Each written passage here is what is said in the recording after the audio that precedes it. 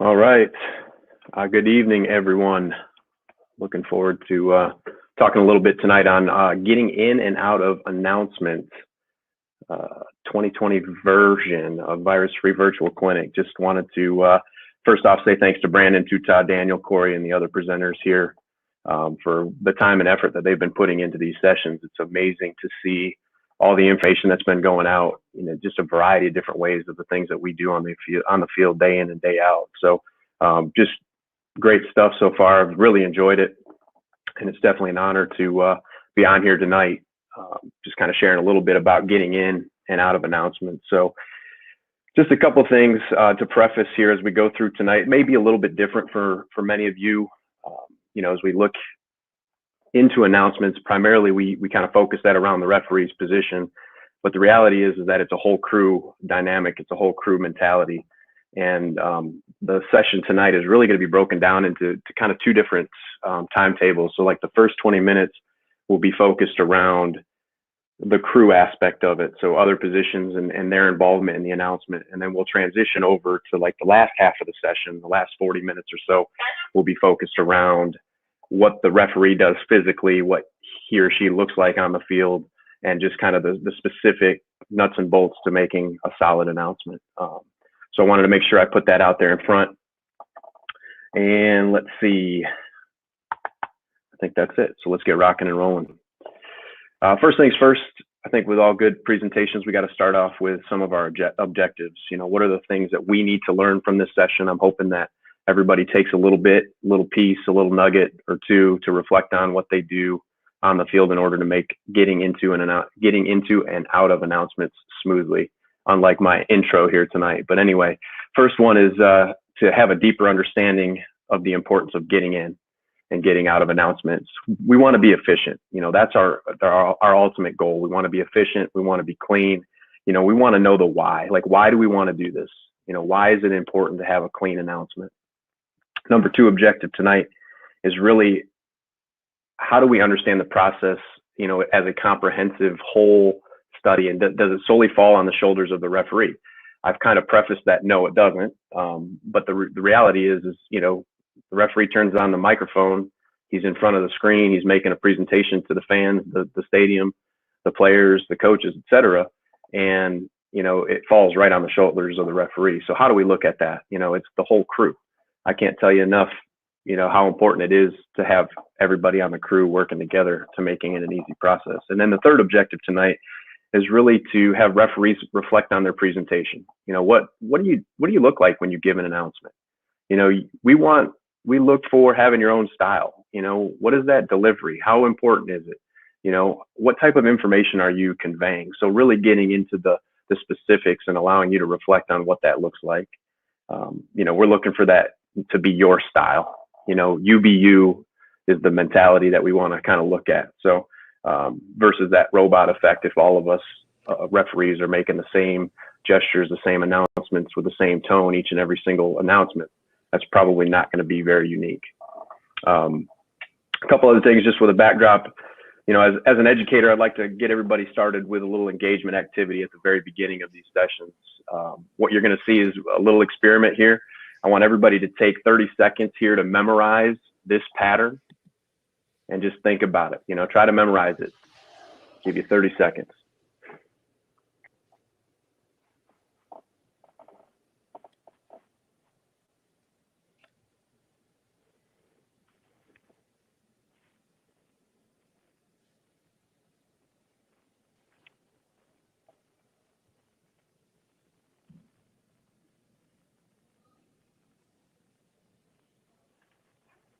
All right, so think to yourself, you have 30 seconds.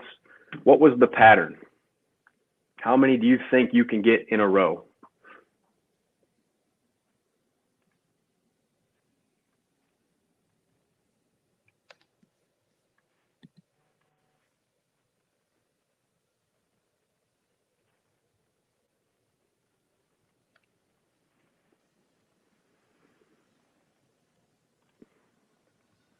All right, let's see what you did. How well?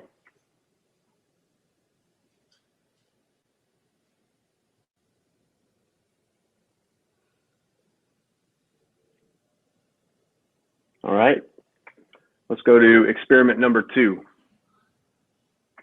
Memorize this pattern. Take 30 seconds to memorize this.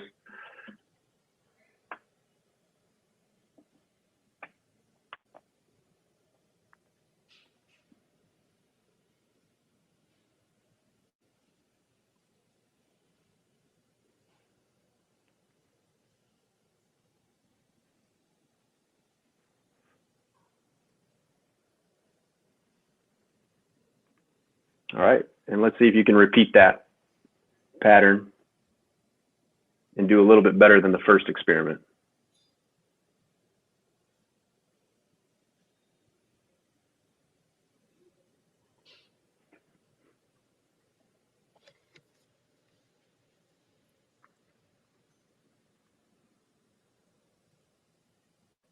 All right, how many did we do this time? I'm thinking many of you did a lot better on this one, if I'm not mistaken. So the reason here, the why, why would we do this? Why am I showing this? If you look at the difference between the experiment 1 and experiment 2, is you have the same symbols and you have 15 of them. But in experiment 2, we have, in educator world, we have chunked the information in a pattern that people can process and understand the order much easier in a short little snippet. 30 seconds, you can memorize that pattern. And if you think about that on the field as it relates to announcements, the referee needs information presented to them in a sequential pattern that is chunked for them to be able to turn on the microphone to make a solid announcement and broadcast it over the air. And so that's what I want people to understand, whether you're on your crew as a side judge, field judge, headline judge, whatever you're doing, if you can chunk information to present that to your referee, the referee then can make a better announcement. If you're coming into an announcement with this type of information where it's scattered, you might come back to the number, you might come back to the foul, and then all of a sudden the referee is left there after the official has left and you have to make an announcement. That causes a lot of issues when it comes to the communication. So I just wanted to start off with that tonight and just help you understand that that's why we need communication to be smooth and communicated in that manner. The other thing I want to touch base on before we get into some of the video tonight, how do we communicate as a referee? How do we communicate on the field as a crew? We usually communicate in a variety of different ways. We obviously communicate verbally. We communicate non-verbally. We also communicate written ways, we write, and then we also communicate through visualization.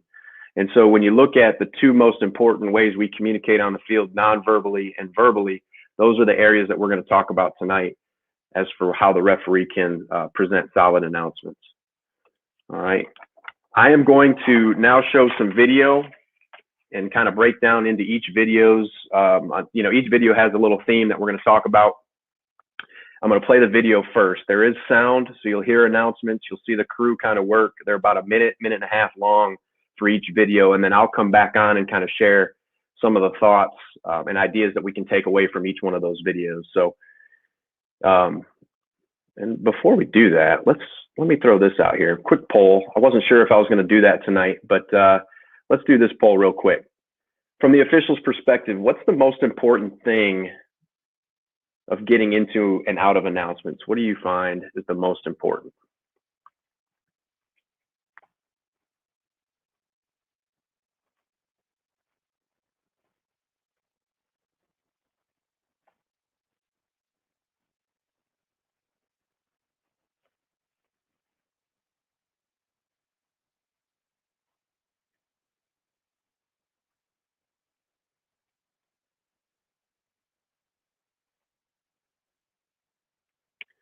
Good. Give you about 10 more seconds.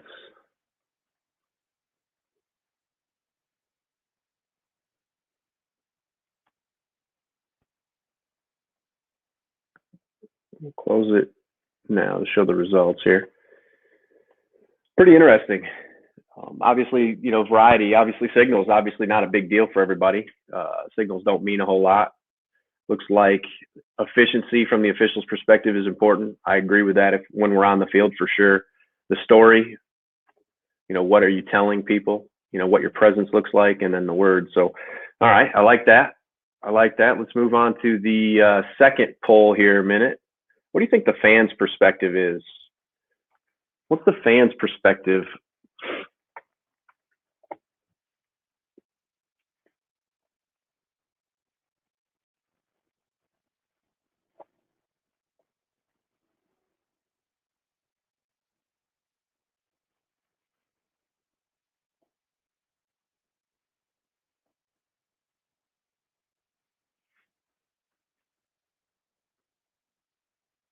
All right, give you about 10 seconds.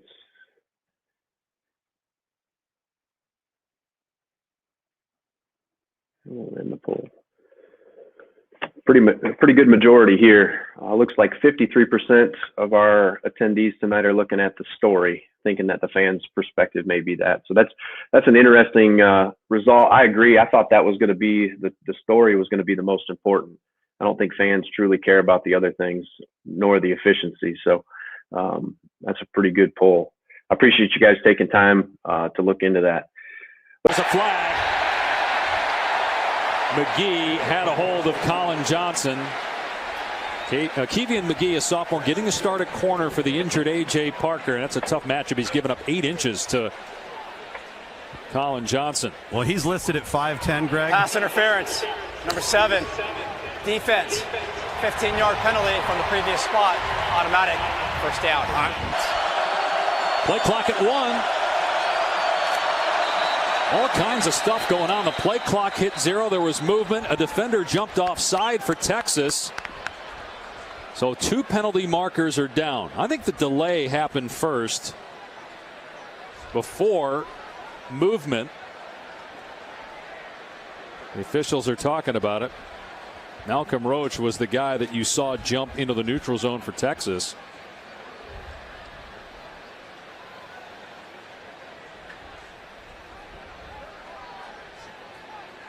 And if there's a delay of game, obviously there's no play, so it would just be a single penalty on Kansas State.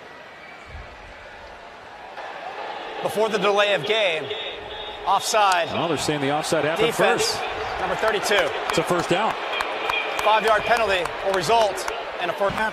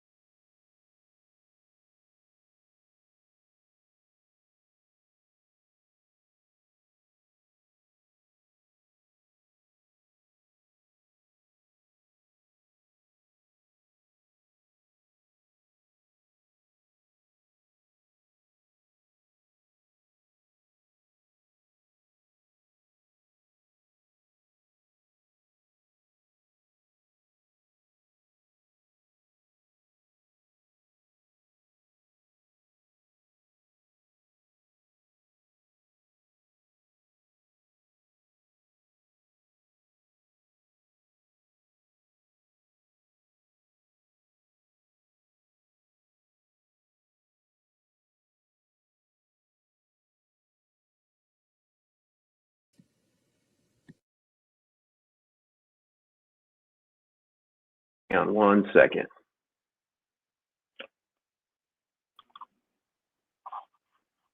Am I back? I'm back now. We're good. Mike, I think we hear you now, Mike. I apologize. No worries. Holy smokes! I'll get back to it. My bad. Hey, Mike, you're making those announcements. Don't forget to turn your mic on. Hey, was that important? I think so. No, my apologies. I'm glad I'm back. Oh, there we go. Team effort. Hey, my bad. Video number 1 theme is working. No, we did that, Mike. Look, we Which did that. one did you lose me? Oh, you did? We did that on purpose. Absolutely. Right? I mean, I know. To make an announcement, you have to have your microphone on. So we're reinforcing the point. Oh, no, so we heard the video, and now you're back on this slide. Perfect. So the first thing we want to talk about from slide 1 is obviously we're working together as a crew. We talk about everyone having a purpose. no matter if you're working 5-person mechanics on up to 8-person mechanics, everybody has a role, has something to do when it comes down to penalty enforcement. So we want to make sure that everybody takes their role, they help out, they do what they need to do in order to make it go smoothly. Second thing there is obviously we want clear, concise, and complete communication. Please, no matter what information you bring, make sure it's complete and make sure it's there so that everybody has that everybody's on the same page. If you look at that first, the first 2 fouls there with the announcements, other officials are bringing information to each other, and then it's reported to the referee prior to the announcement. Same thing with the timeout, the delay of game, the false start. All those different things had the back judge running in order to help the crew make the correct announcement. And so all of that stuff is very, very important when it comes to communication. The third thing there is that crew takes the necessary time to get it right. We could sit there and watch that announcement. You feel a little bit to that point of getting uncomfortable, but that's what was necessary. That was where everybody was processing the information on the crew in order to make that accurate announcement. We would much rather make an accurate announcement versus an inaccurate announcement and then coming back to correct it. We save so much more time with an accurate announcement when all that information is on the table. So take the necessary time as a crew to make those announcements strong and succinct and clear. And then last but not least is, what's the big picture here from this video? I mean, what's the image and the credibility that's being established with a crew that's communicating effectively on the field? Your audience is out there. Television, you've got your media, you have your fans, you have your coaches, you have your players, you have everybody involved in that announcement. Everybody has to make that announcement. So you want to make sure that when you're coming out, you're getting it accurate, and it takes the whole team to make sure that that's as on point as we possibly can. So, you look at that first video, that crew did a great job of getting that information to the referee to make solid announcements. So, Brandon, anything on video 1 there that needs any clarification with communication there, or anything with penalty enforcement before I kind of move on there? No, I think you're right. We're big on all those answers to the polls you put up. I think it was hard to choose, and that's why the results were split. Mm-hmm. But I think you saw examples of all of those elements in both of those plays, right? I mean, there was confidence, there was certainly efficiency, given the scenario. That's a tough situation to be in. Are you going to pick DOF? Are you going to pick delay a game? Are you going to offset? Are you going to do nothing? How are you going to handle that? You really got to get to a decision, try to make the right decision, best decision with all the information you have, and then communicate it confidently. So I thought those were two good plays to make the point.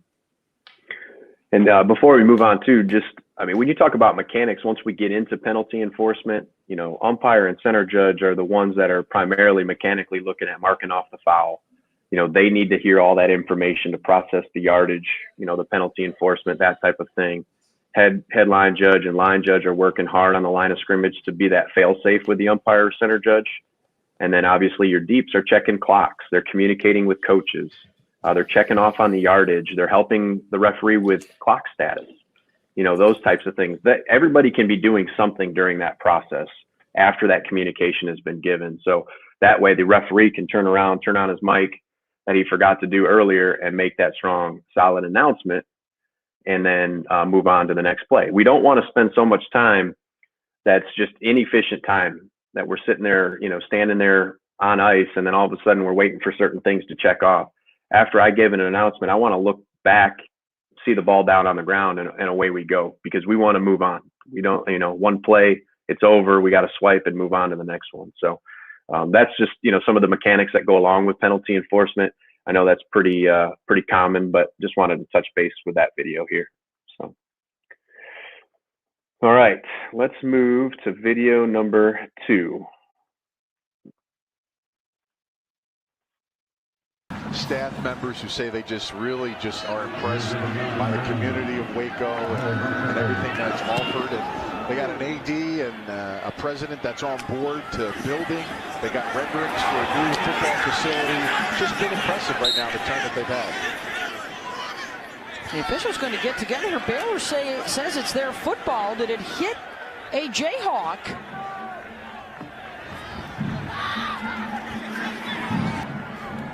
Yeah, Beth, down here on field level, the ball was bouncing backwards and might have clipped the heel with a Kansas returner there. Recovered by Baylor. It definitely hits the right hand.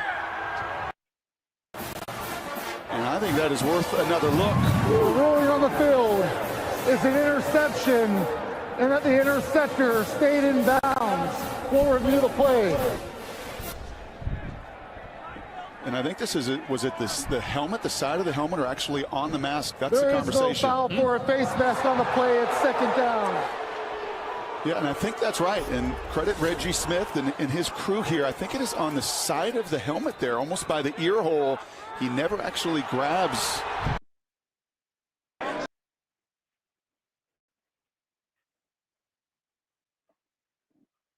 All right. So hopefully everybody could hear that.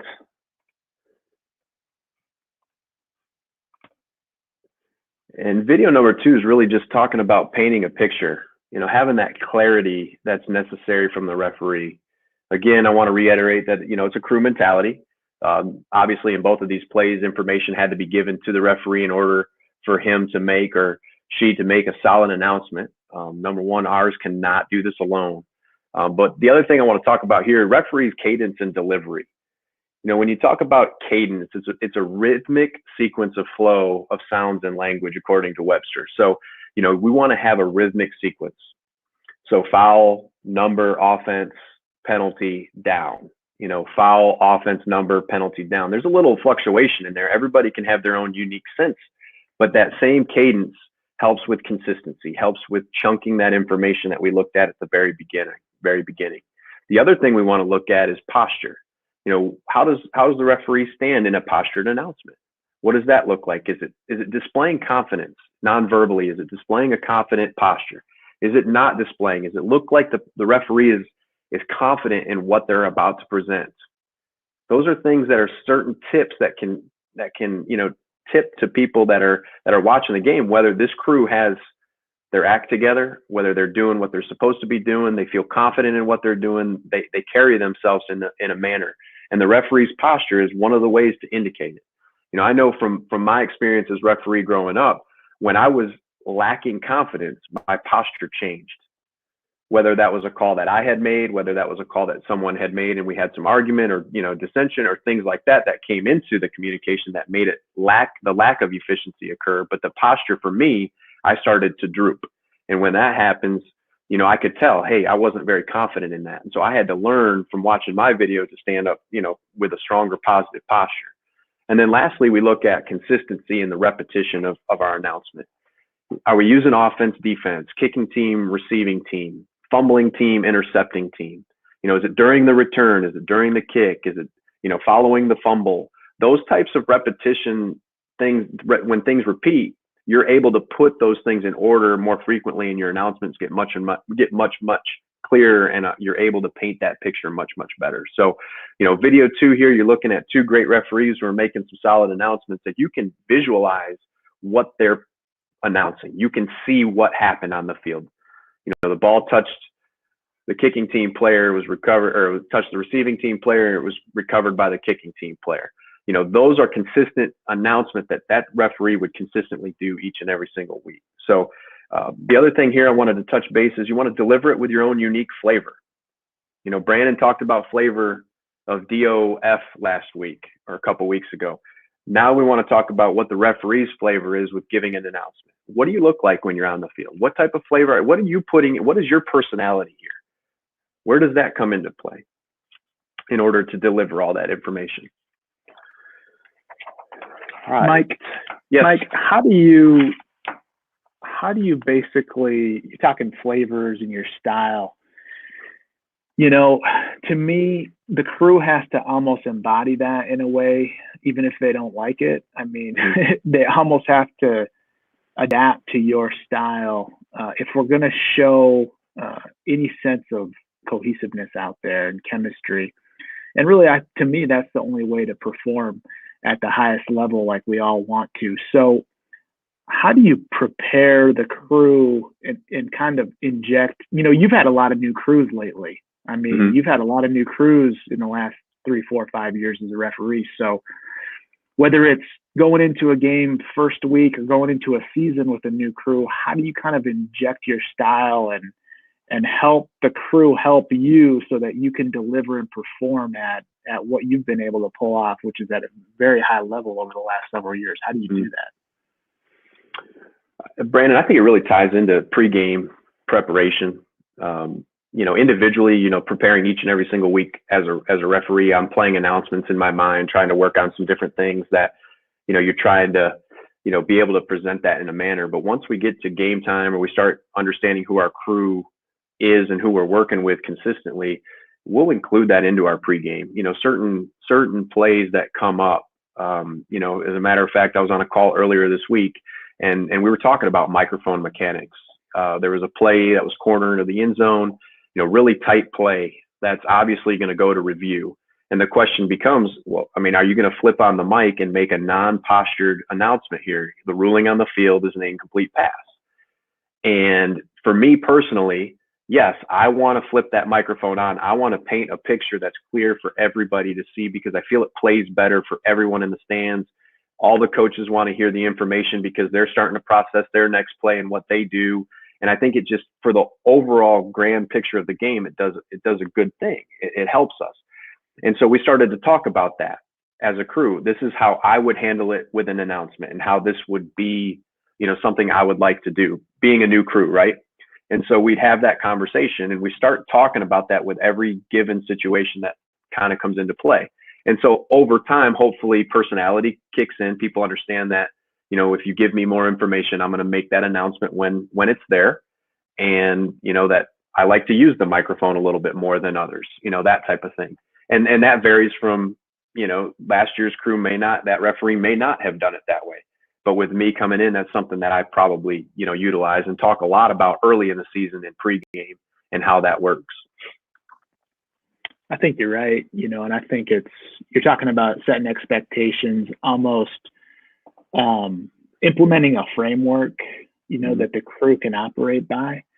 And let's just face it, whether you're a first-year referee or a 41st-year referee, it's going to be the referee that implements the framework, right? I mean, that's absolutely true. And then talk about, you've hit on it, but authenticity is huge in announcements in terms of, again, all those elements you put up in the first couple polls.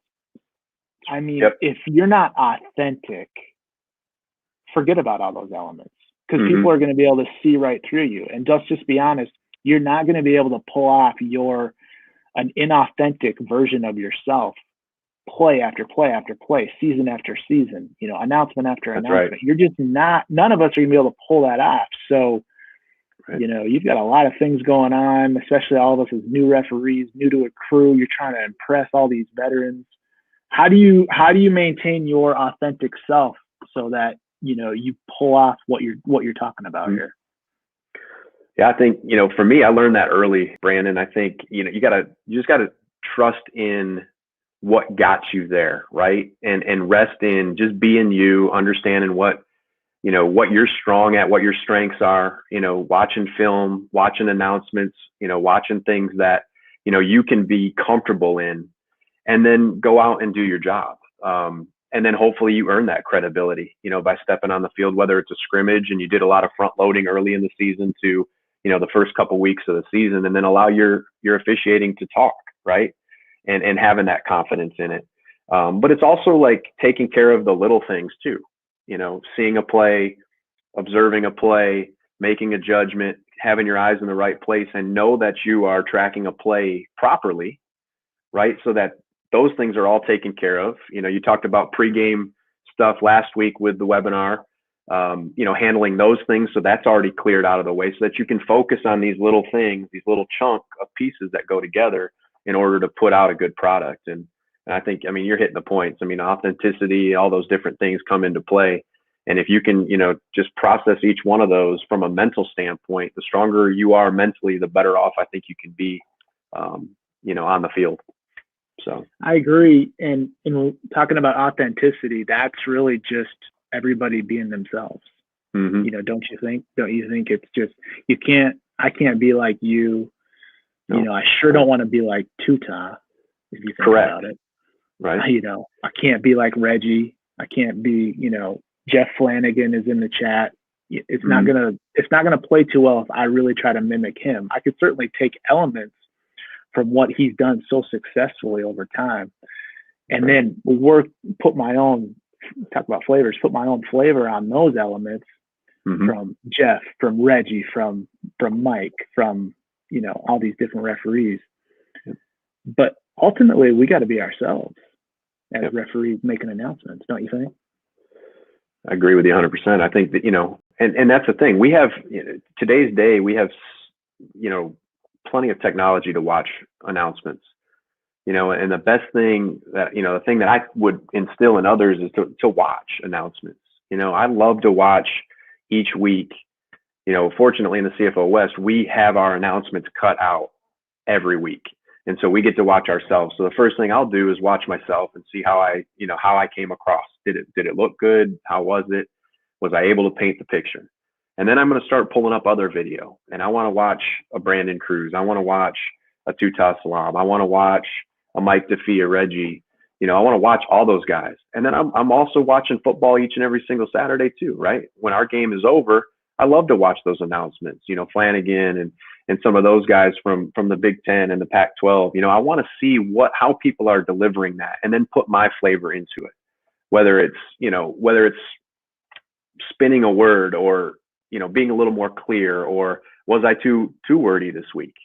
You know, and those are the things that I want to, you know, continue to kind of fine tune each and every single week through announcements. So, you know, you're right. It's just continuously being better, you know, and I've been wrestling with this one a little bit over the last couple of weeks, but, you know, almost nowadays we're kind of acting out there, right? If you think about who the best actors are, or the people who are, you know, on film and in video, you know, they make you feel a part of that movie. They make you feel like, you know, hey, they got this guy is awesome. Like this, you know, actress is fantastic.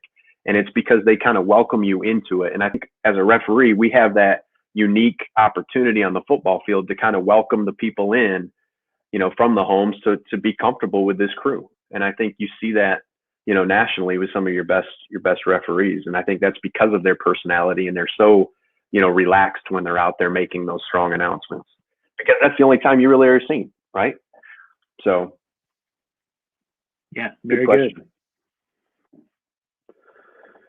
All right, let's move to video 3. Video 3 is called Layups. Let's play that.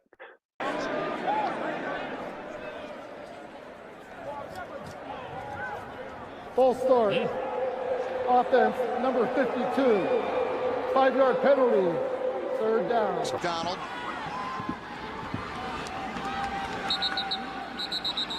And a flag flies here. False start. Offense, number 23, 5-yard penalty. Still second down. Dicker has been pretty solid for an illegal formation. I think there were too many guys in the backfield. They had 5 guys illegal in the backfield. formation, more than 4 in the backfield. Offense, 5-yard penalty from the previous spot. Still third down.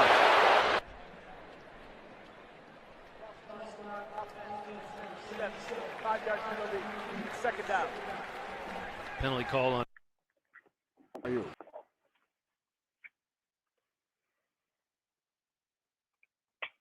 All right, so layups. Let's look at.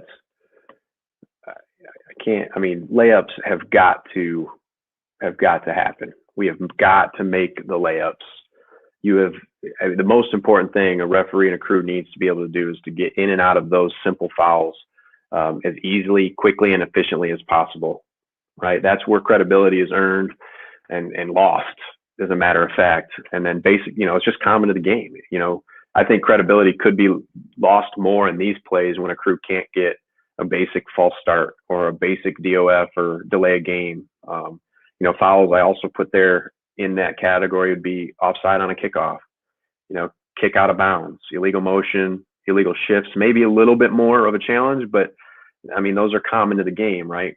Possible UNRs. You know, the more that we can make layups, the better off we are as a crew. And it plays better on TV. It plays better with your supervisor. It plays better with the coaches, and everything else goes much smoother. So when you have those one fouls, knock them out. You know, get those false starts as quick. You know, get them in. False start, 36 offense, 5-yard penalty. You know, third down. Right. So we can get into those things and make those layups. And I can't, you know, reiterate more that, you know, credibility can be lost significantly. So, you know, that's really important when it comes to making the layups. Brandon, anything on layups? I mean, I know it's pretty basic, but. Yeah, you know, one of the things that I've heard, and I see Chris Coit has joined us. Appreciate Chris. He's you know, just one of the best referee trainers out there. You haven't had the pleasure. Do everything you can to get to one of his sessions, making him blush right now, I hope. Yes. So Chris talks about this all the time. He talks about make the layups, you know, put the announcements in the can. And what I think sometimes gets misinterpreted with what he's saying is he expects you to script everything. Mm-hmm. And that is not at all what he's saying.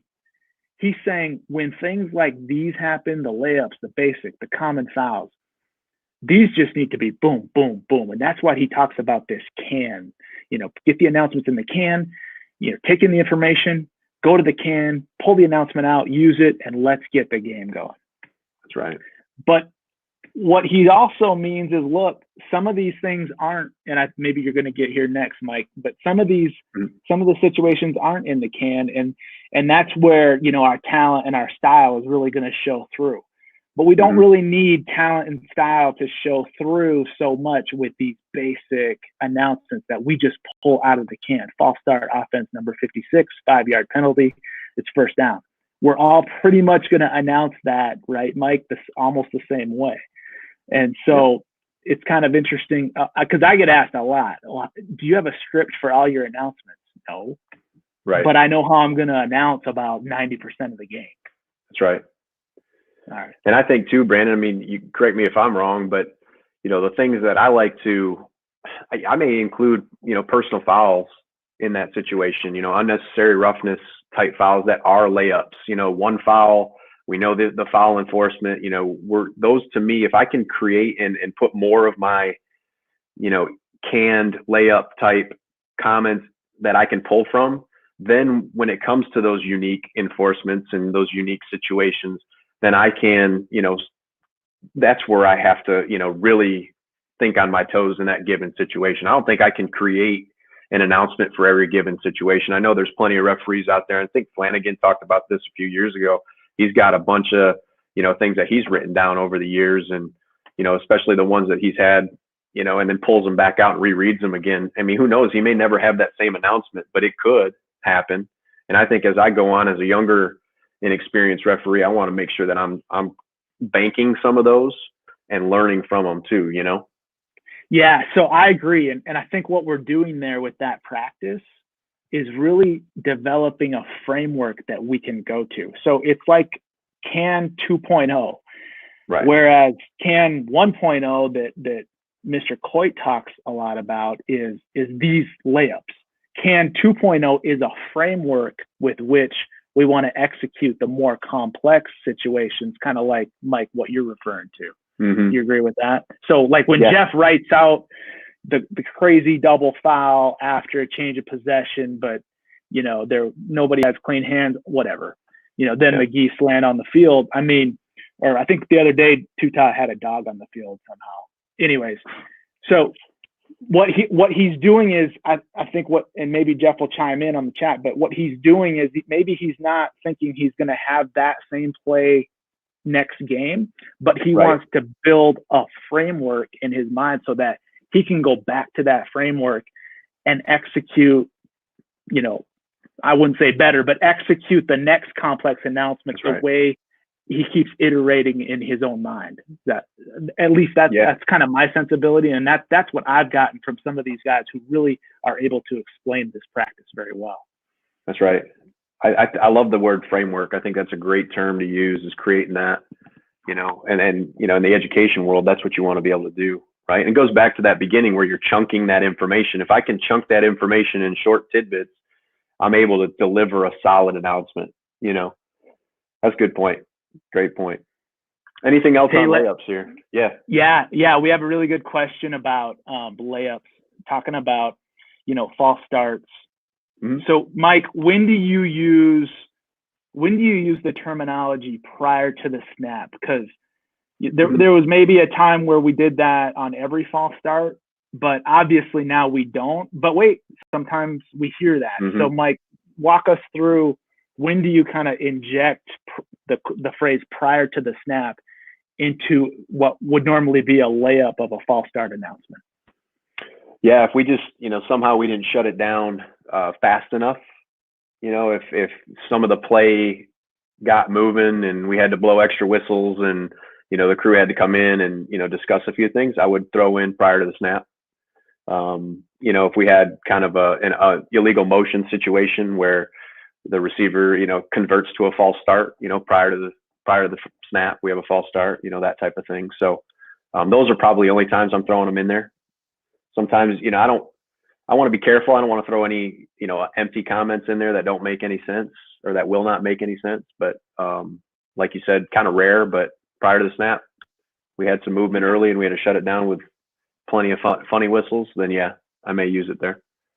Yeah, and that's a great point. And I knew Jeff would chime in with more wisdom than I could possibly speak. And he says, if I have thought about a situation in advance, it increases my chances of giving a very effective announcement. And that's basically in about 100 less words what I was trying to say.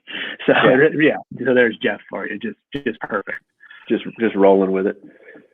Yeah, cause sometimes when I add some things in there, Brandon, that's where my set announcements, when you go back to the canned comment, that's where I'll make more of my mistakes or make little errors. If I start to put too many things in there ahead of time, that will throw me off for a loop. You know what I mean? My room for error goes up, so to speak. So yeah, good point. And then Chris, this is awesome. This is really starting to get interactive with really good wisdom. Chris Coit says, when you come to a new situation, that you learn what else you need to add to the can. So think about it. As we start, our can is like small, but as we keep going and we keep basically experiencing new situations in the games, like, oh, you know what? Let's practice that. Let's get that in the can, because there's a likelihood that we'll have to, go back to that and pull that one out of the can. So he makes a really good point that these layups can actually become cumulative and almost like snowball. Yep. Great point. Well, good. Well, those are layups. Great discussion there for sure. Let's go into the physical look like now with the announcements. What does it look like? And what do we want when it comes to solid announcements?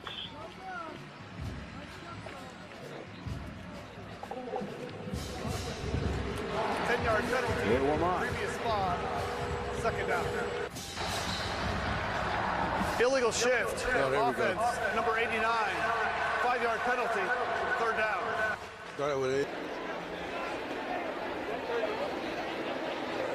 Holding. Offense, number 11. 10-yard penalty. Replay first down. That's on Dylan Thomas. Imagine you got to call timeout coming out of a kickoff for an offense and not having the right personnel in the game. Pretty clean game tonight, both sides. This would be just the fourth penalty. During the return, holding, receiving team number 7, penalized half the distance to the goal, first down. And you could see Pass interference, number 87. Offense, 15-yard penalty from the previous spot.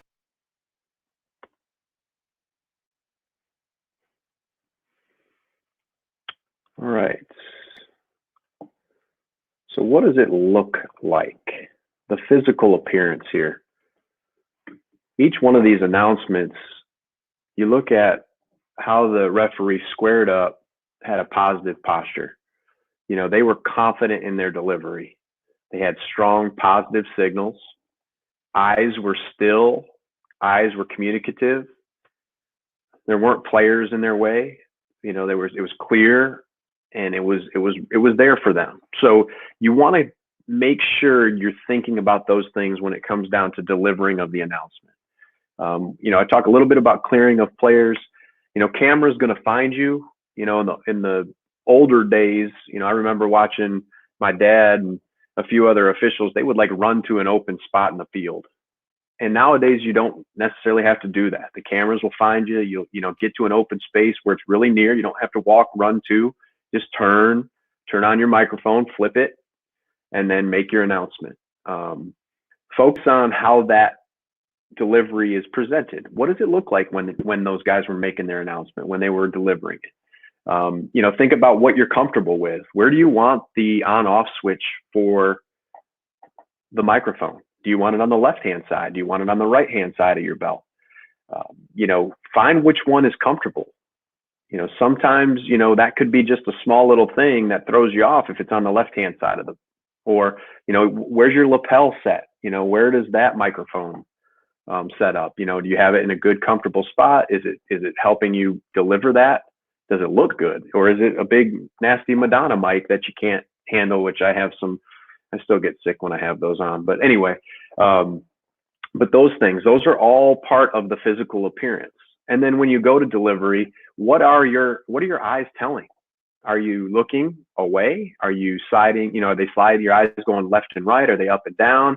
Or have they found a spot in the stands that's communicating to the press box, or that's communicating to the camera?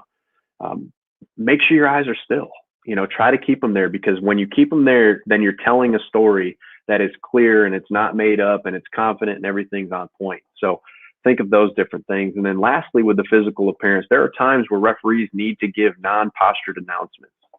You have to flip on the microphone when you start hearing those like, oh, I don't know if this is right type plays. You know, the ruling on the field is the runner was down, is, you know, at the 36-yard line, it's first down. You know, leave no doubt.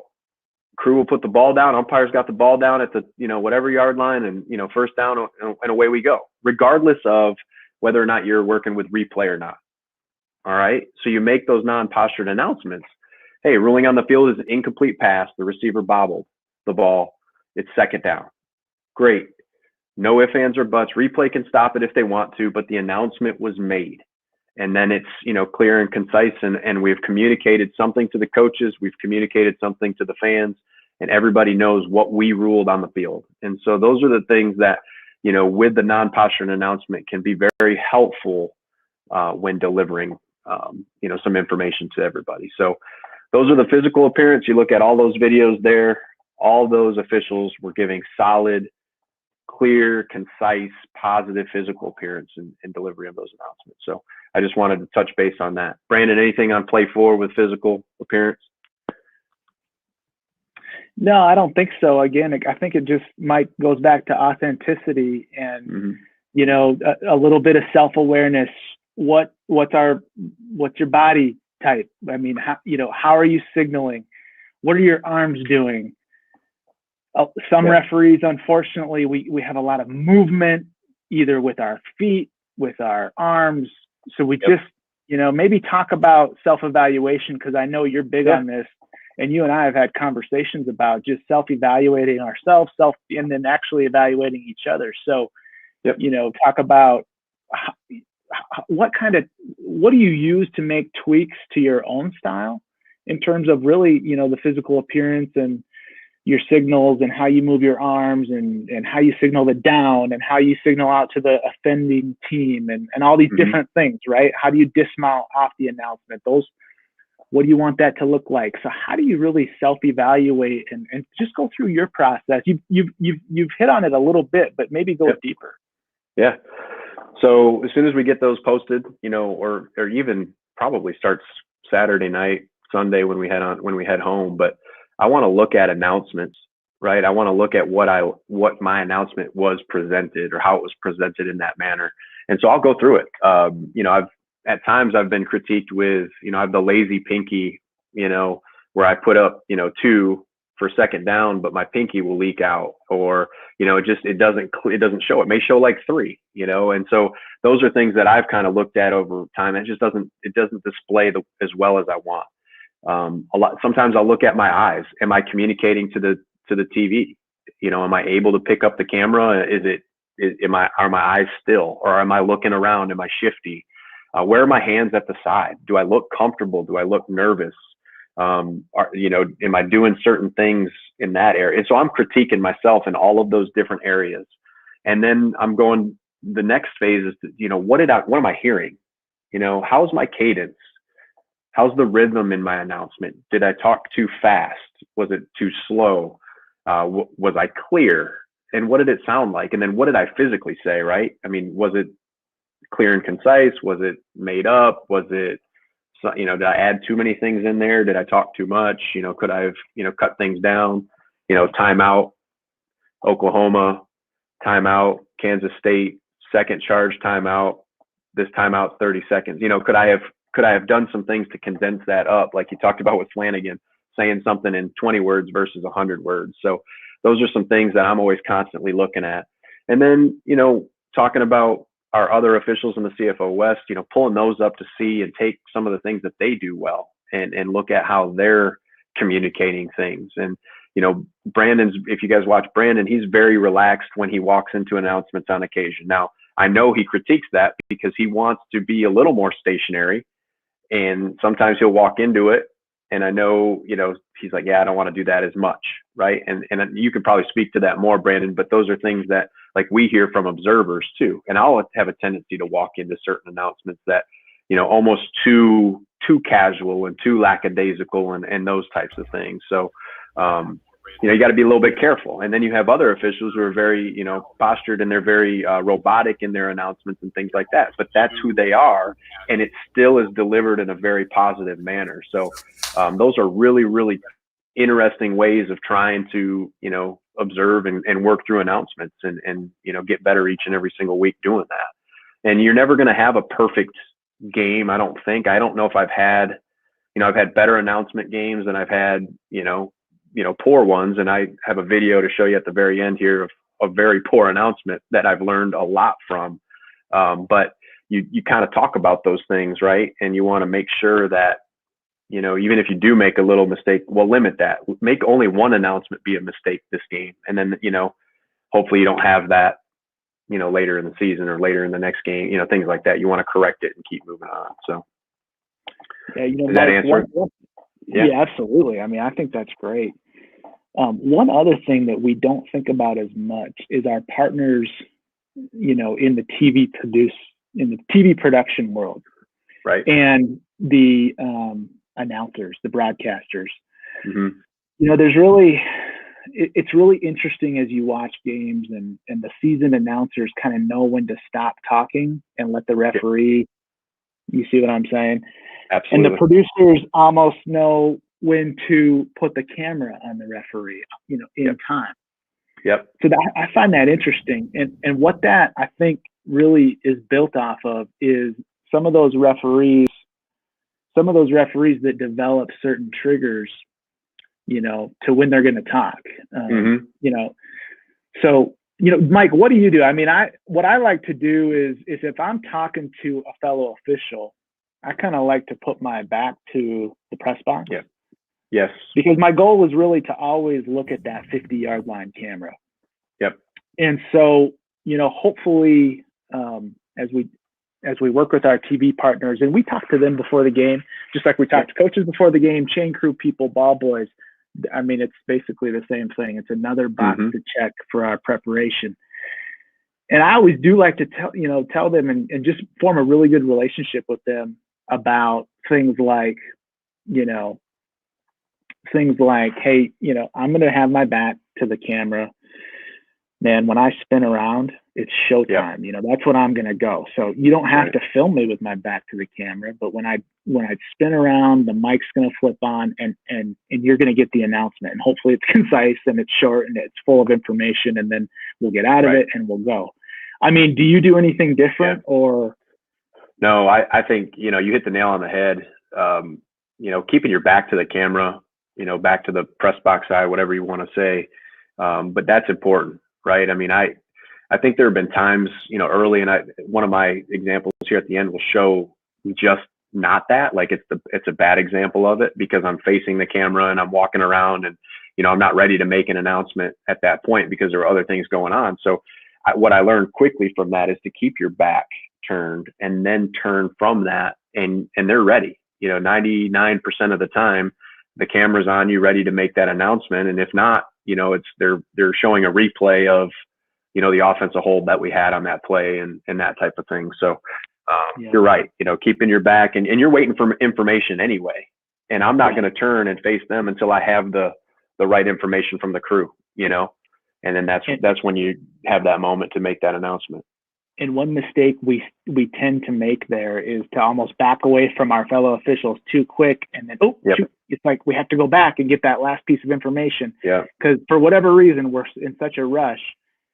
And it's like, if we had to talk to them, it's likely, you know, more of a complex situation anyway. So let's just finish our communication there, then spin, make the announcement, and make it look like it is really part of the production. So Mike, we have a surprise guest that has joined us. Interesting. Chris Coit, he couldn't contain himself. There's just so much good stuff coming out of here.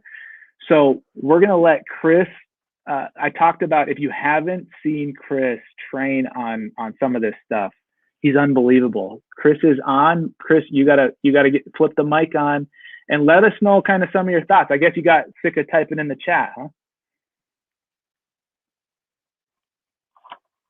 And if you're trying to talk, we're not here. Microphone, Chris, microphone. Okay, no worries. We'll get that figured out. That was supposed to be real. Are you on? I saw him chime in. Yeah. Well, we can get him on the back end of it. We'll get to the presentation. We can chat a little bit. Keep it rolling. Keep it rolling. I think too, and just to kind of piggyback off of what you said too, Brandon, one strategy that I've been able to kind of utilize over the last couple of years is before I turn and pivot, I'm going to repeat what the ruling or what our penalty is going to be. So, when you go through the scenario later, I'm going to repeat something back, and then I'm going to get the verification from everybody that we're all on the same page, and away we go. So that's one strategy that I found has been pretty helpful from that standpoint. So, all right, last video, play 5 here.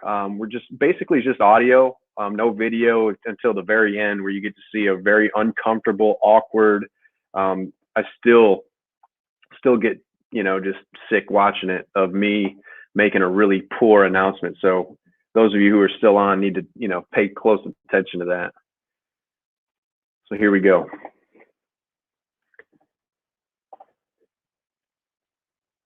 Should not take very long. Reviewing the play, the ball did touch Kansas player's hand first, and then it was recovered by the kicking team. It's first down, Baylor. Certainly are looking at it. Illegal forward pass. Receiving team number 21, 5 yards from the spot of the foul, first down. Pass interference, defense, number 6, spot of the foul, automatic first down. These Sooners are After further review, the ruling on the field of targeting is confirmed. Number 3 is disqualified from the game. 15-yard penalty from the previous spot. Automatic first down. And I know for after reviewing the play, the ruling on the field of the runner short of the goal line is confirmed. First down, TCU. So the illegal kick out of bounds, kicking team. By rule, the ball will be placed at the 35-yard line. First down, Kansas. During the run, illegal block in the back. Number 11, offense. 10-yard penalty from the previous spot. Still first down. Illegal touching. Offense number 21 went out of bounds on his own, came back in bounds. It was the first player to touch the ball. The ball will be placed at the previous spot. Loss of down, 3rd down. Ouch. Fouls on the play, both on the defense. Holding number 3, defense. That penalty is declined. Personal foul, roughing the passer, low hit on the passer, number 51. Defense. That penalty is enforced. 15 yards, automatic first down. That's Kinley and Carruthers, respectively.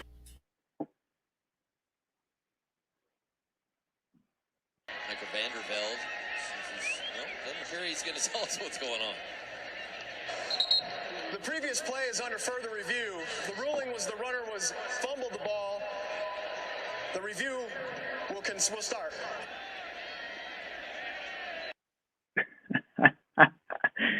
Oh man, Mike, we've all been there, man. Right? I mean, unbelievable.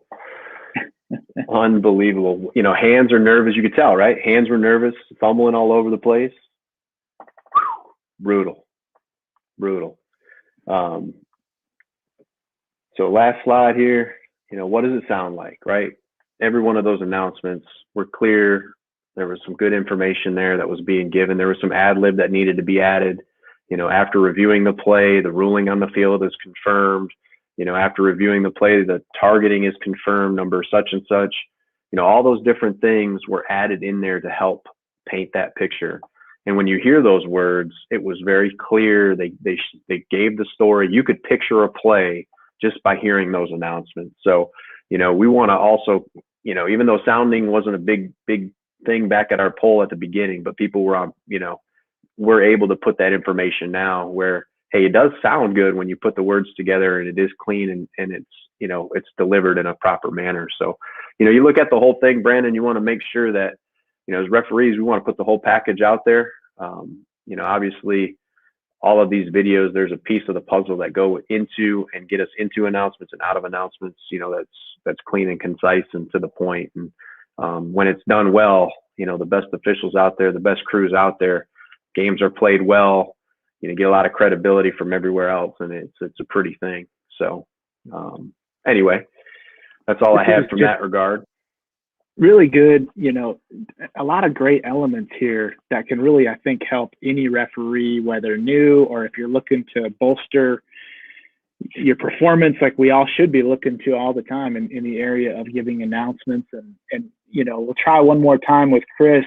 You know, turn your microphone on and see if we got you. You know, welcome. I'm here, Brandon. And, you know, Chris is personally somebody who's helped me out a lot, and he's got a pretty good resume. How many conference championships? 2?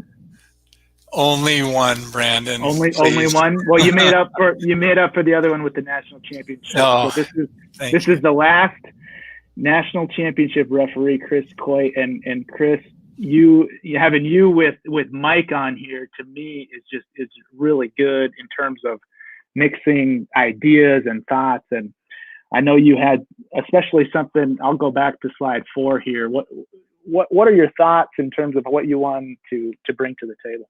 Mm-hmm.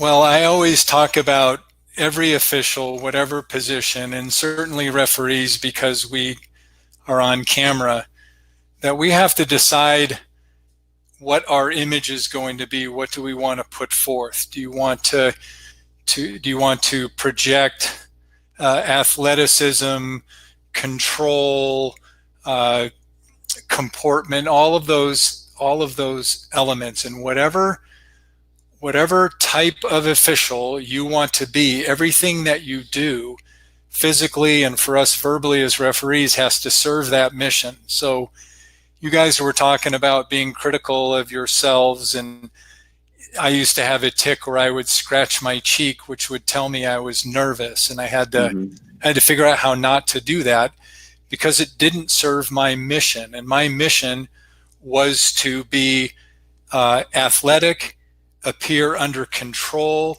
and be the calm in the storm, if you will. And anything that I did that didn't serve that mission, I would see it and try to do away with it. So when you're talking about physical appearance, it is posture on the field. It's which way are you facing on the field when you're talking to another official, and realize when you turn to the camera, they're expecting an announcement. So if you want the camera to be on you, face it while you're still trying to figure everything out. And that will show the image of perhaps not having full confidence in what we're doing. So think about the very smallest element of your presentation. And if it supports your mission, continue to do it. And if it doesn't, change it. And that's where the can comes in. The way our minds are when we're under pressure and the little red light comes on top of the camera and you're looking at it, making an announcement, what's going to come out of your mouth is whatever you've practiced. That's right. And that's the can. The can to me is when I'm about to completely melt down, what's going to come out? It's what I've practiced out loud in my car, in front of my wife, in front of my daughter, in front of my peers, in front of my mirror. That's what's going to come out. And if everything that we're doing is always serving our mission, then what ultimately will come out when we've practiced enough is exactly what we want. And it's always going to be changing. And Brandon, you talk about learning from me. I mean, you and Flanagan, Mike, I watch all these guys. And I'll say, I like the way Brandon does his targeting signal. I'm going to do that, or whatever. We all learn from one another. But that's all I wanted to say is everything that you do on the field as a leader should be serving your mission in your mind for the official that you want to be, whoever it is. I want to be the bookworm guy. I want to be the grandpa that'll tell you a yarn. I want to be an athlete, anything. You pick it and just make it yours by looking at yourself and making sure that what you're doing serves that mission. So that's long-winded, but I'm fired up. I need some football. That's right, man. Hey, Chris, I was going to ask you too, just, as we're able to kind of go back and forth, a lot of questions that, we've gotten from our Stars and Stripes Academy, sessions and things like that with our referees and conversation, in general is, hey, what pattern do you like your calling official? What do you want them to tell you during an announcement or prior to your announcement? Like, how do you gather the information? Is there something specific to how you do it? There is. I actually ask my guys to give me my announcement. So after they tell me what happened, and the referees, we have a sense for what happened on a play generally, but there are times that we don't. So result of the play first, but I want holding defense number 26, 10-yard penalty, right? And that's the way that I do it, and that's the order that I announce it. Absolutely. Holding defense number 26, 10-yard penalty, and whatever the down is, and in that order, and that's how I always announce it. And my goal, doesn't matter what the foul is, how many fouls there are, what the situation is, I want to look the same on every single announcement I make, from the ordinary to the extraordinary, that I'm always right in my lane. And that's where the can comes in. That, you know what, I've made this announcement before, and I've made that announcement before, and now I'm going to combine those into an offset. So that's where that cumulative part comes in, that we prepare, you can put in the can 99%. Right. It's the 1% where you rise or fall, and that's where your experience and your calmness and working with the crew, that's why we have all these guys on the field to help us. But I'm looking for every announcement just the same every single time. Absolutely. And that's the challenge throughout the year, right? I mean, as you develop your crew, you tell them pregame, hey, give me this. This is how I want it. Please present it to me in this manner. And then, you get into a situation where, you're working the national championship, and, field judge comes over to you and says, hey, I've got DPI. and they clam up and they don't give you a number, right? And you're like, okay, well, what am I supposed to do with that, right? But and that happens now in the calm of in the storm. We can't react to that. That gets picked up on camera. That's where, I never want to do that again, right? So as referees, even if we make a horrible announcement, we don't hang our head. We don't let our shoulders slump. We've all done it. We've all done it. But the first time you do it, look at it on camera, realize it doesn't serve your mission. Don't do it anymore. And you know what? Numbers to me they're important, but they're not the end all. If a guy doesn't have one, that's okay. Correct. We have the correct call on the field. For pass interference, they know who it's on usually. And so that's not the end of the world. And we certainly don't want to go chase that guy or appear like we're having to go get more information to make our announcement. Just make it and move on, but make it look like every other announcement you've done, and no one picks up on, the guy didn't have the number. That's okay for me. You could still fake it, with a strong announcement. You could still get it through. It's no problem. Absolutely. If you're consistent and you're always doing the same thing, if you just stay right there in your lane, you're under control. You're that guy. Oh, I know, what I want when people see me, I want them to say, oh, that's that guy. He's got this. That's it. And everything we do serves that mission. I can't say that enough. And I learned it the hard way that you're sitting there going, you guys talked earlier about being authentic. You cannot be unauthentic in this business. It shows. You can't get away from it. And until you're yourself, you're never going to be comfortable, and you'll never be able to make yourself look comfortable on camera. Yep. Hey, Chris, I got a question for you. So last year, you gave a really good presentation at the National Referees Conference about game management. Thank you. And specifically about efficiency in penalty enforcements and announcements. Yes. And I really, really, really love that, especially being a numbers geek. The question I have for you is, talk about how important is it? We talk about the camera finding us when we make our announcement. If we go too fast and then we make the announcement before the camera can get to us, where do you draw the line, and what's the most important thing I think you want to take from? Is it the efficiency, or is it making sure the camera sees you when you make all of your announcements? Talk about that a little bit if you can. So before the game, and you guys talked earlier about talking with production, we're part of the production team, and we have a very important role. I tell them, and I set it up when I go to meet with them or talk with them ahead of the game, is I'm pretty fast with my announcements, but know this. I'm not going to look at you until I'm ready. But once I turn, I'm going to make my announcement right now. So I put efficiency almost above everything else to a fault. And we time how long it takes to end the play to the beginning of our announcement. And we also time from the end of the play to the next ready for play. And those are measurable, and we have specific goals related to those two things. This year we added accuracy on numbers. So the numbers aren't the end all, but I want them in my announcement if I can get them.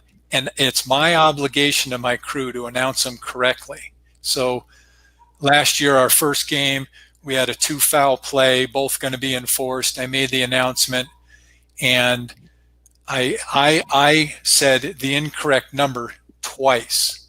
Oh. And so at the end of the game, we went through, and we in that game hit 50% of our number opportunities. So out of 12 plays where we're going to announce a number, we only got half of them right. And I was pretty disappointed in myself. So we set it as a goal to be in the 90 percentile for the rest of the year. And we were way above that. We didn't slow down, but we made it another priority to add to our efficiency, that we want to ace the number, we want to ace the timing of the announcement, and we want to ace to the next ready for play. But to your question specifically, there are times where the camera's late getting me to a false start or a free kick out of bounds. Some of those things.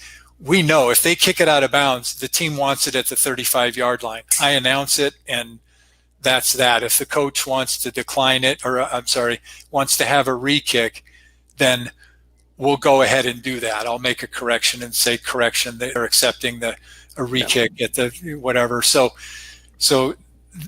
I take efficiency ahead of everything else on those ordinary things. So to answer your question, sometimes the camera's late getting to us. I don't view it as being a big deal, but they're never late when it counts and when it's an important foul and something that we really do have to take our time on. They've never been late to those. So hope that answers your question. I know it's long. It does. Yes. Thank you. So Chris, your observers were tracking all that data? We do it as a crew. Okay. And it's starting to spread. You know what? You can't do it on every play, but you want to know in general what you're doing. If I look at a play, and we use Huddle for our film, but if I look at a line feed play and there's a penalty on it, and it's longer than a minute, I'm going to look at that play and figure out why were we longer than a minute on that.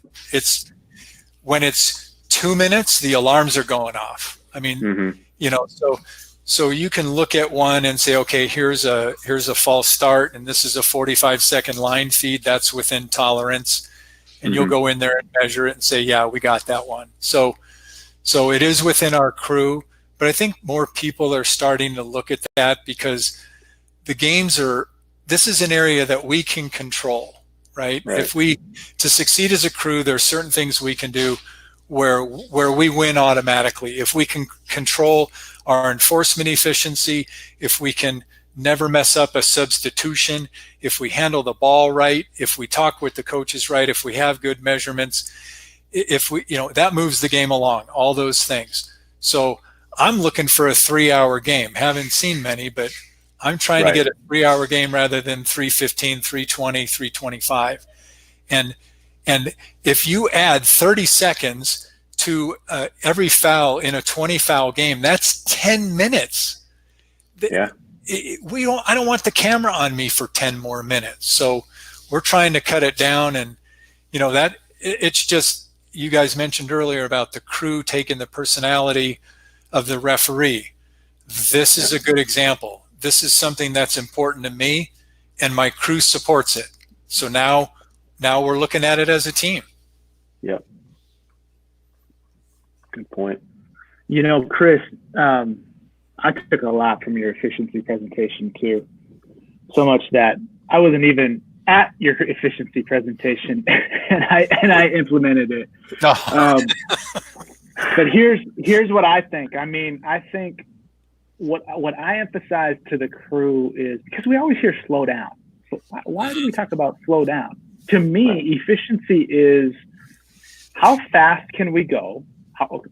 Hang with me now. How fast can we go and be accurate 100% of the time? So you talk about getting numbers. You talk about all these different things. Certainly, we don't want to make a second announcement.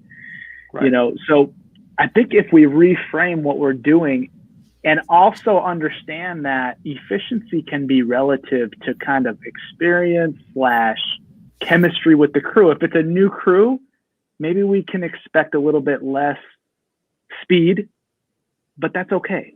Let's all kind of just get better than where we are.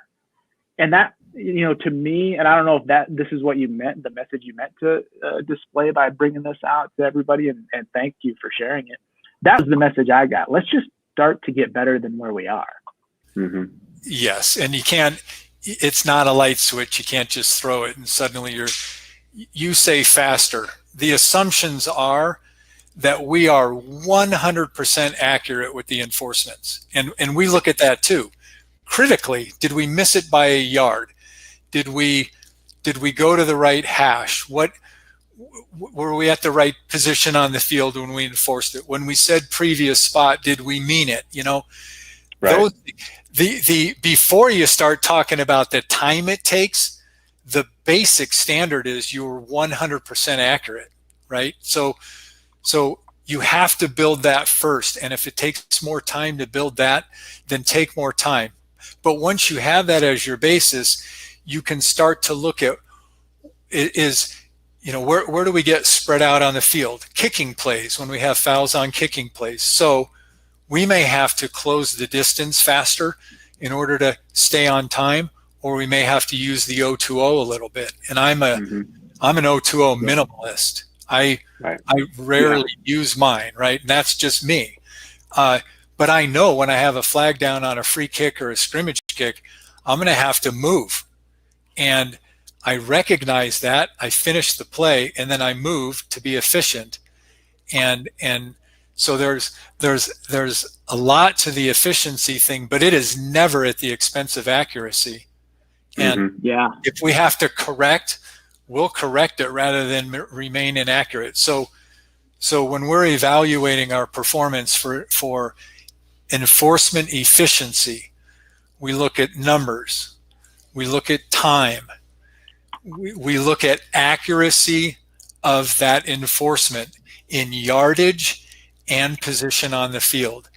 These are things that you can absolutely evaluate yourself because they're measurable 100%.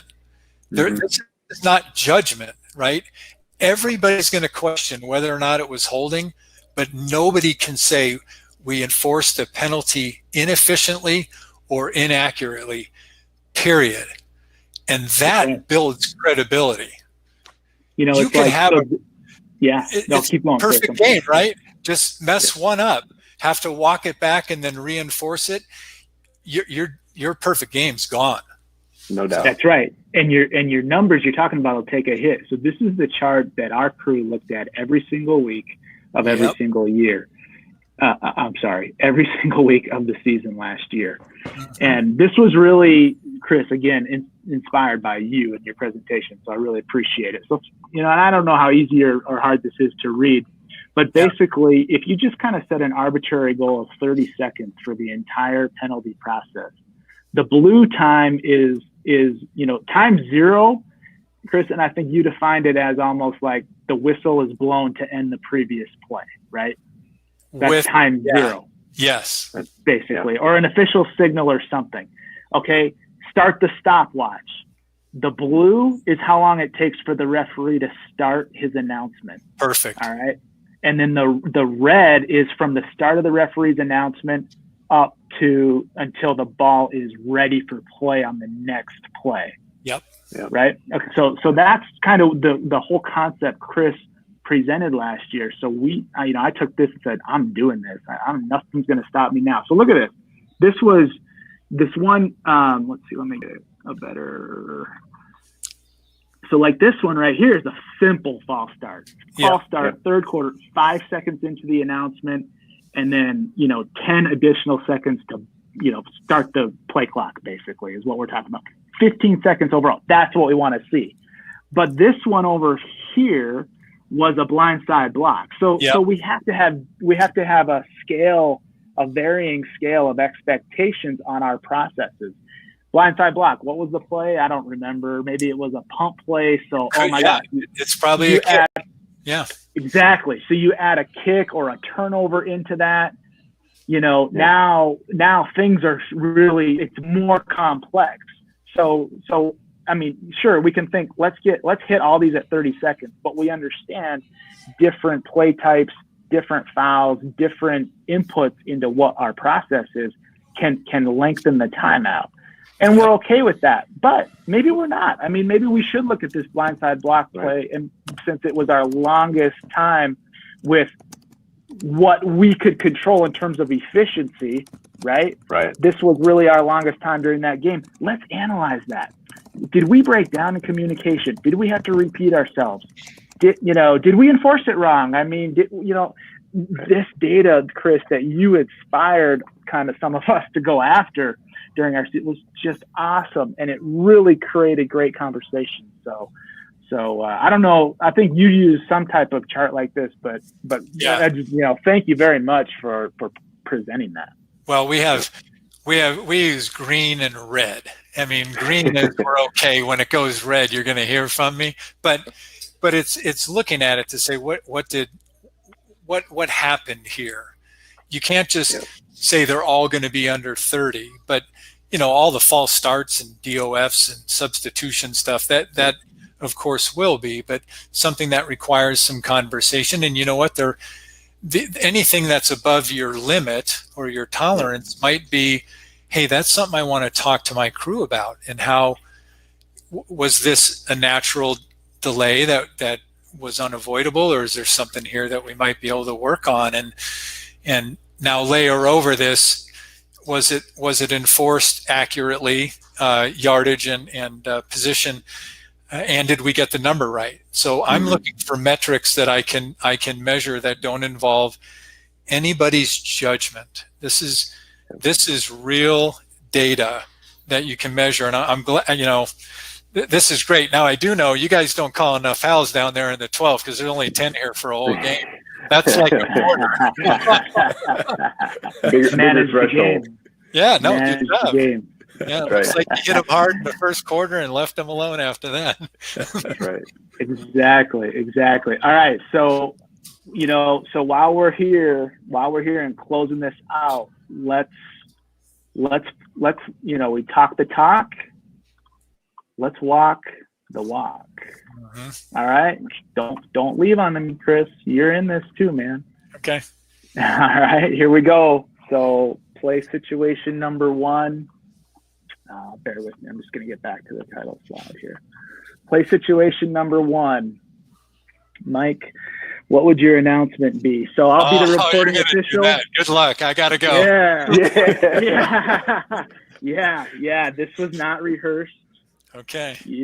We have integrity. Trust me, this was not rehearsed. So Mike, what's your announcement? I'll just be the reporting official. So we're down, Team A is knocking on the door to score. We're down in deep in plus territory, okay? So I'm the umpire after the play. I run up to you. I'm really excited, right? I have a flag. I got hands to the face. Number 92. Okay, so Brandon, you told me you have number 92, hands to the face. Yeah, man. It's a good call. Trust me, it's a good call, Mike. Great. Help me real quick, Brandon, though. I need to know the result of the play. Oh, you know what? The result of the play was a touchdown. Okay, and then it was on your hands to the face, defense or offense? Oh, you need to know that? Yeah, it was on the defense. It was on the defense. Okay, so you're telling me we have a scoring play. The result of the play is a touchdown. We have hands to the face, number 92 defense, correct? Yes, sir. Do you want me to do anything else? No, stay with me. Okay. Hey, slow down here. I know it's big time. I know it's your first Big 12 game, so relax here with me. We're gonna enforce that on the succeeding kickoff, correct? Are you good with that? I'm good, Mike. That's great. We talked about that last night in pregame. These carry over. It's personal foul on the defense, and they scored, so these carry over. That's great. Yeah. And you said 92? 92. All right, I'm making my announcement. Personal foul, hands to the face, number 92, defense. That penalty will be enforced on the succeeding kickoff, 15 yards. Result of the play is a touchdown. Boom. Very good. And we're letting Brandon go. Get out of here. You're fired. And then at halftime, the call to the supervisor is, do we have any other umpires in a 30-mile radius that can come watch the game? Chris, anything different? I mean, would you process that any differently, or Mike made a great announcement?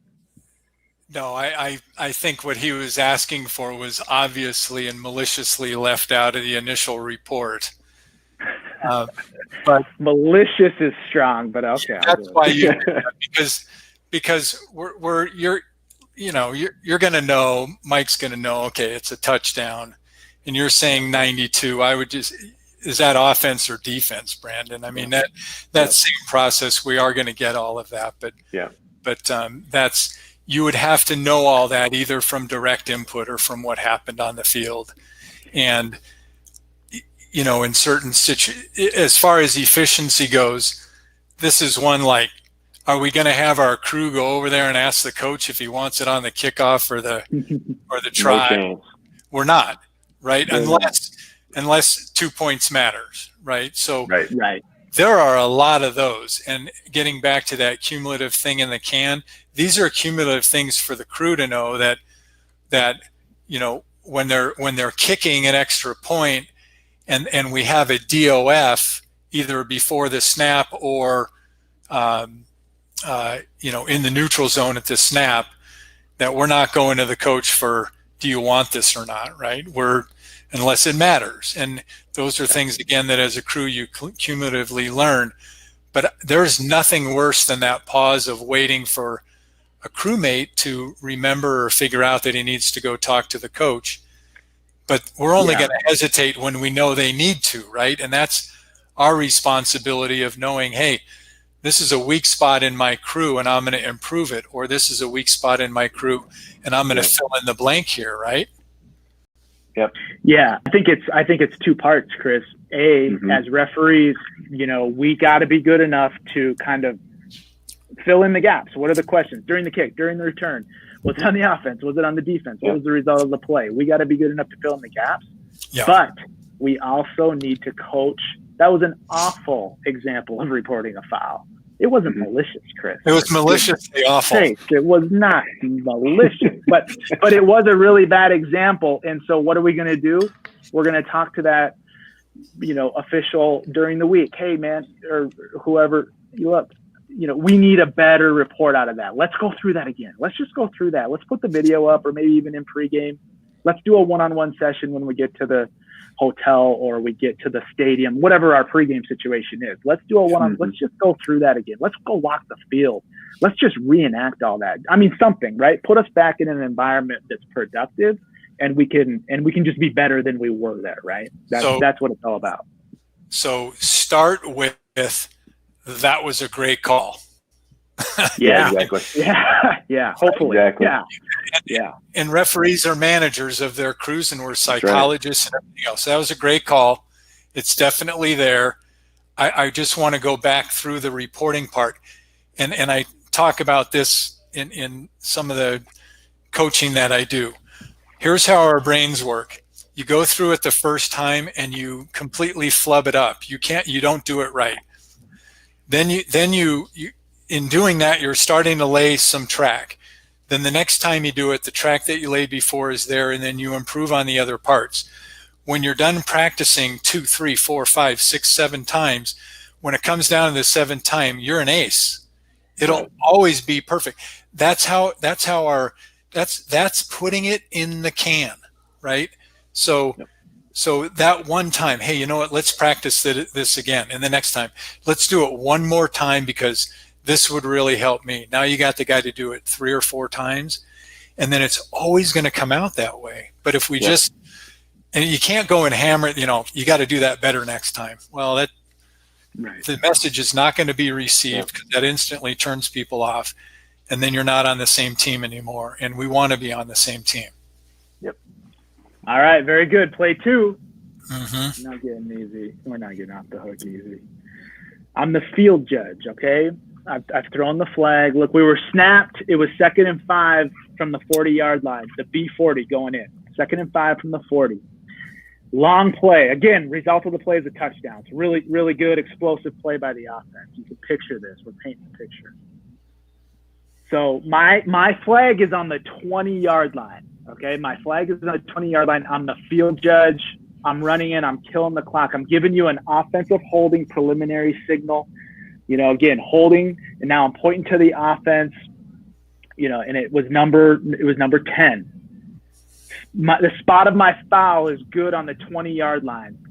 So, Mike, we're going to go, look, I know it was a touchdown, but we're going to go 10 yards from the spot of the foul. The line to gain appears to be the 30. So it is a first down because we're going to go 20 to the 30, and that's beyond the line to gain. Okay, so in painting your brilliant picture, I thought it was a pass. It was a run. It's a run. Right. Okay. So this is during the run. We've got an offensive hold. Okay. Yeah. All right. So Brandon, you got your offensive hold. Your flag's in a good spot at the 20-yard line. Foul is on number 10. So we're going from the 20 back to the 30. This results in a first down, correct? Yes. All right. Holding offense number 10. 10-yard penalty from the spot of the foul results in a first down. Perfect. And you said the spot of the foul there. You said you actually gave the enforcement spot. And why did you do that? Because I put that in my can. I know that the foul occurred at the 20. That's imperative. The result of this is you're still going to end up being a first down, but that people don't know. I mean, it could be the previous spot. It could be we've got a scoring play. There's a lot of unknown questions. So if I can paint a little bit of a clearer picture, that a little bit of information may go a long way. Do you do that on every announcement? I try to, Chris. I really do. I think, pass interference, number 16, defense, the ball be placed at the spot of the foul, automatic first down. I think I do most of the time. Holding by the offense behind the line of scrimmage? Probably not previous spot. So I give the spot of the enforcement when it really matters. And the ordinary stuff, it doesn't. Holding behind the line of scrimmage by the offense, it doesn't. This one, kick catch interference, those kinds of things I would.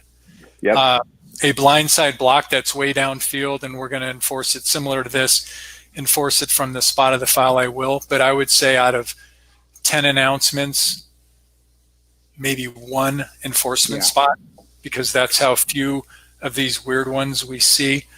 But I would try to put that in here as well. And actually, my last game, I had one of these. It was a blindside block way downfield. And after the play, after enforcing the 15-yard penalty, it was still a first down because they made the line to gain and then some, right? So that's kind of the first time in my career that and this is when I had to put it in the can because I kind of messed it up during the game. I didn't say exactly what I wanted to say, but I would say now, after enforcement, in this case of this 10-yard penalty, after enforcement of the 10-yard penalty, it's first down. And that's going to be my dismount now on any of these where they've still made the line to gain after the penalty or a 15-yard. It's a run. They make the line to gain, and then we have a late hit, personal foul by the offense. Yeah. So after the play, personal foul, late hit, offense number 73. After enforcement of the 15-yard penalty, it's. Yep. Yeah, I like that. Yeah. Perfect. And so I think the point is, look, if you can execute given the enforcement spot and it's relevant to the. Yeah, I think you're breaking out on us a little bit, Chris, but the point was well made. If you can execute given the enforcement spot and it's relevant to the situation, like this one is, it's 10 yards from the spot of the foul, and after enforcement, the result is a first down. It's first and 10, however you want to work that in with your style. Right. That's good. Do we really need the enforcement spot for false starts? Of course not. Right. Holds, behind the line of scrimmage? No, not really. I mean, I think everybody's pretty used to that being a 10-yard penalty from the previous spot. DPI in college, obviously, DPI that's 50 yards downfield, it's only 15-yard penalty. So do we really need to include previous spot? And some will and some won't, but it's something to think about. When you give the enforcement spot, that almost makes the point that, this is important. Let's pay attention because that's extra information. Yeah. Right. I like Flanagan just threw in there too. After enforcement of the penalty, the ball remains beyond the line to gain. I mean, just another spin on that same message, Is that even English? I mean, that may be how they speak there, but